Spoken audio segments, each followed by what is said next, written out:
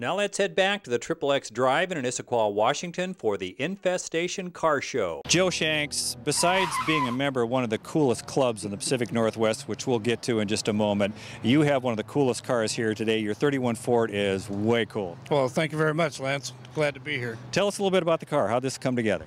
Well, the car is actually a hodgepodge of various different parts I had sitting in the garage for several years. I used to own a 32 Ford finished car, nice paint, and decided it had to go, and we wanted to build something like a rat rod or traditional hot rod. And so I took all those parts, and 2 years later, this is what it ended up to be. You're a really old geezer like I am. This show, which is a screaming success, there's everything from what you would think of at a rat rod or traditional show, the tattooed 25-year-old guy with pomade all through his hair, to guys like us. Yep. The cars seem to be cutting through the whole community. The cars, you know, it's unique that you see as many different cars, from finished to traditional hot rods to the rat rods to what young kids really, you know, the whole thing is, I think, is we're trying to get the young kids involved in this sport to keep it alive. Tell me, what's pushing this thing around? Well, it started out as a 1931 two-door sedan. I cut the top off, chopped the top 2 inches.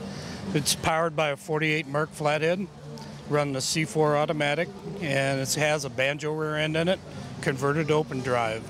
And so for 232 cubic inches with about 120 horsepower, it motivates down the road pretty good. Yeah, and back in the day and right through to today, if you're going to have a flathead, the best one you could have was a 48 Merc. Best one to have is a 48 Merc. You know, they got a little bit better than 52, but if you can keep these babies running and stay on top of them, they're the best thing that ever was.